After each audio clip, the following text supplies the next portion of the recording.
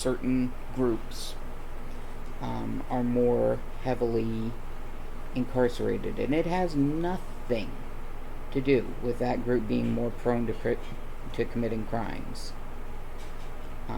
It has everything to do with certain people in power wanting to ensure that they stay in power, and therefore turning those people, and I hate to phrase it that way because they're people, they're not those people, they're people, but working very hard to ensure that they do not get a chance to make their voice heard.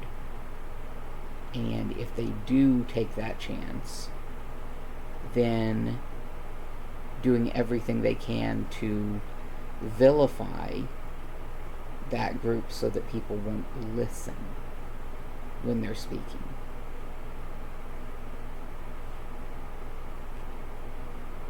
They set up these little rules that are, oh, well, you have to follow this,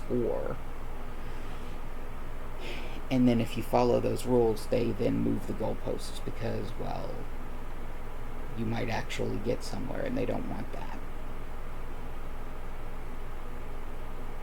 And hey, I'm a white guy. I'm white, supposedly based on appearances, normal, everyday, average guy. I can and have been able to act buddy-buddy with even the most rabid of certain political party members, for the sake of peace at work in that case. And thankfully he managed to pretty much ruin his own day because he decided that since a female worker at the store had been placed as his manager, he didn't have to listen to her because she was a female and therefore should not have power over him. And this is hilarious, by the way, because that particular store, the manager was, for all intents and purposes, a woman, and his boss. I don't know how he justified his attitude of, women shouldn't be in charge of me while having a female boss, but apparently he managed to, I guess it was probably some sort of, what is that term? When you convince yourself that you are doing one thing while you're actually doing something different. I don't know the term off the top of my head. I can't remember what it's called. But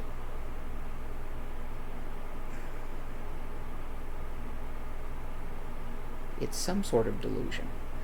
Okay, anyway, let's see. We've got one last thing that's got to be done, and that's this nice big area of the capybara's face.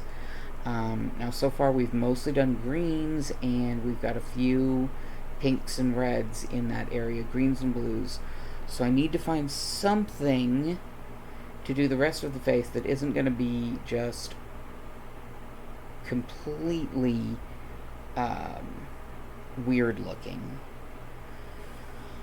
But I also have two different sections with the metallic glittery, so I can't really do that either. So, which is a shame because I've got way more of the metallic glitteries left that haven't been used.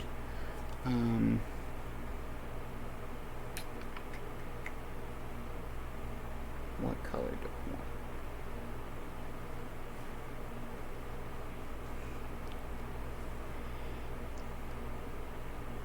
Excuse me. Okay.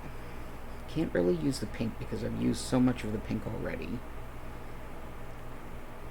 Can't use the red because I outlined the flower in red. Can't use the dark blue or the metallic blue. Can't use the light green or the metallic green.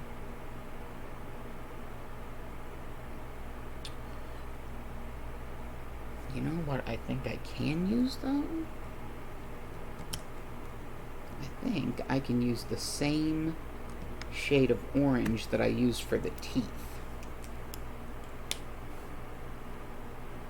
And I think that'll work. I mean, it better, because can't undo it once I put it down, you know?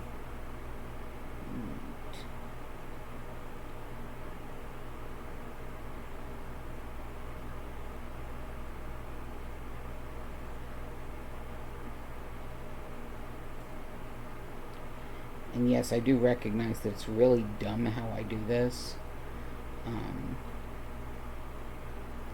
Because I am right-handed, and therefore I really should be starting over here so I can move this way without dragging my hand across the ink. It's the reason why left-handers often have trouble with getting ink smears on their hands, is because if you're writing left to right, which is how Americans write, then you're going to end up dragging your hand across the ink if you're writing with this hand.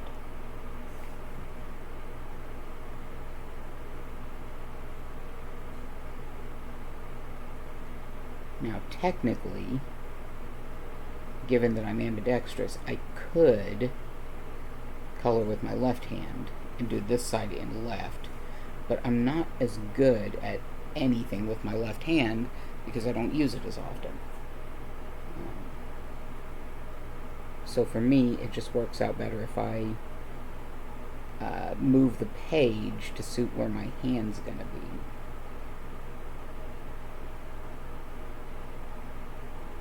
Which is why, if you have noticed, I will flip the coloring page upside down, right side, etc., to meet with what I need for it right then.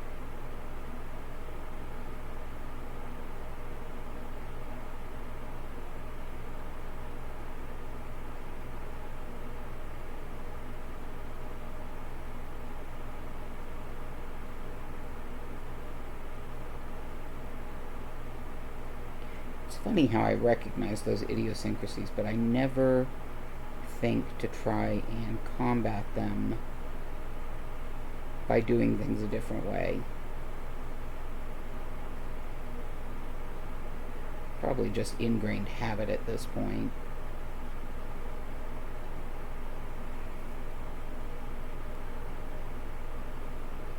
I kind of do similar things when I'm doing my drawings too, not just coloring.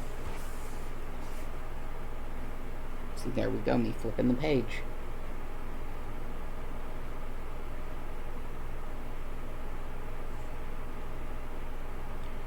I'm trying to think if I do that when I paint too. I'm betting that I do, and I just don't think about it because normally I'm painting on a canvas or on something that I can't really flip as easily. But I bet if I was painting on paper, I absolutely would be flipping the page around.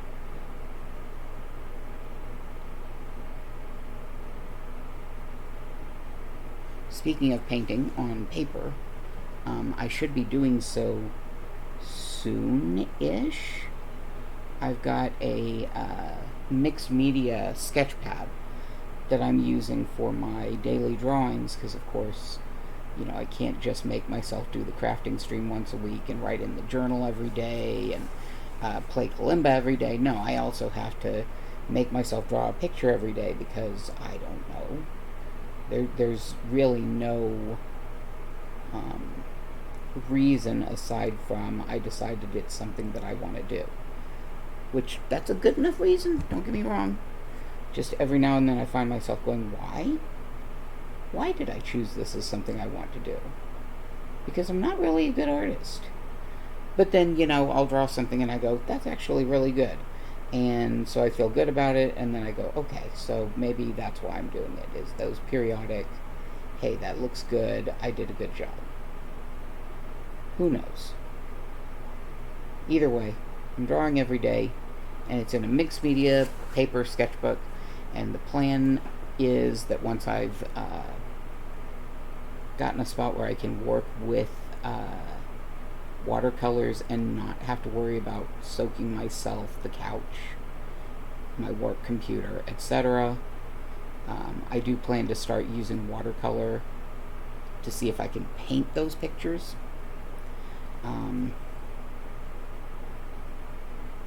Because why not? Turned out pretty well when I sketched on the horse plaque and then I painted over the sketch. I liked how that turned out. I really do. It's still sitting in the living room because I'm so proud of it. My kids occasionally come in and pick it up and look at it and then put it back down. I don't know why. It's a thing they do. They just kind of pick things up at random, and I don't... They're not necessarily things they should be picking up.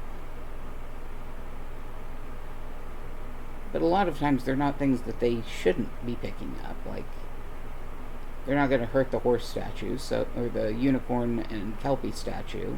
So why not pick it up and look at it, right? Just wish they'd stop doing that with things that are breakable, because, you know, at least one of them is a klutz and does tend to drop things and break things, or pick things up and wander off with them and then has no clue where he left it. The other is much more conscientious, but also has severe anxiety, so you know. Okay. We have a finished capybara. Wait, you guys can't really see. Oh, that's disturbing looking. No. Hold on.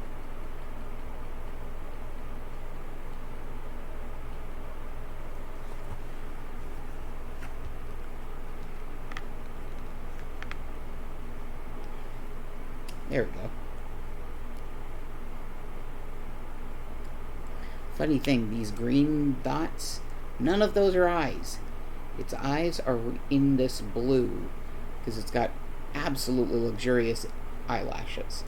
Still, very pretty capybara. Turned out really good. I'm pleased with how it worked out. So, trying to think if there's anything else to do. I'd like to get at least an hour in, but no guarantees there. Figure I'll show you guys a few of the other pictures in this, though. This one is a much more realistic, but very detailed. Very detailed. It also has a monkey on its back. And you know it's a monkey because it's got a tail. This one's some...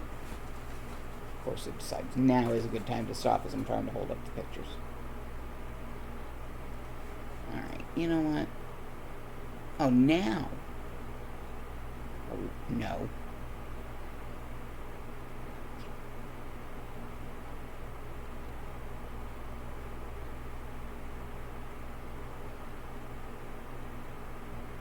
We deciding to work? Oh, look at that. We're working again. So that one's got flower print all over it. That'll be pretty when we do it. It's a very solid looking capybara.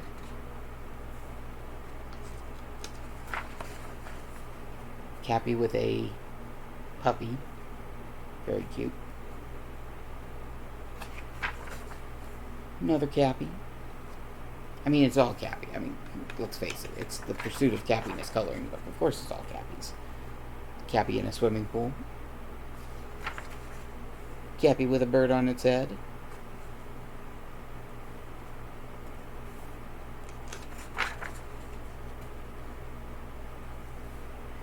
Cappy and an armadillo, I think. Cappy with a kitty. This picture I actually used to have as my, well, not this picture, but the picture this is based on, I used to have as my avatar at work, and would always get, what is that thing cuddling the cat? Cappy with a watermelon. Watermelons are delicious. Cappy wearing glasses. Funny thing is, I actually recognize a lot of the pictures. Like, I know the actual picture it was from. Cappy with a bunny.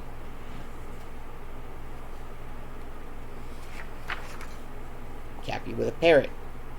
Like I said, they're very chill animals. They will hang out with just about anybody. Cappy with a baby Cappy. Probably who the Cappy prefers to hang out with. Cappy with a duck and a turtle. Also informs you that in the 16th century, the Catholic Church classified the capybara as a fish because of its time in the water. I believe that had more to do with them wanting to be able to eat Cappy during Lent, but you know. Cappy with two babies. Cappy wearing a donut pool floaty and a party hat. The Cappy looks very unimpressed. Two Cappies. See, this is the kind of thing where people are like, "Oh, they're kissing." No, that's them fighting. But I bet the person who drew that picture didn't know. Cappy with a baby goat. Baby goat is standing on the Cappy's head. Yawning capybara. And those teeth do not look good. They are dangerous. Cappy with baby Cappies. Cappy with a baby Cappy again. Cappy superhero.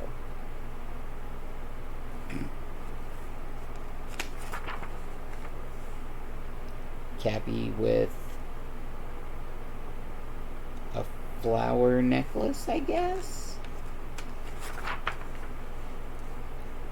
Cappy. Captain. Captain Cappy. Cappy with glasses and a book. Oh, nope, it froze again.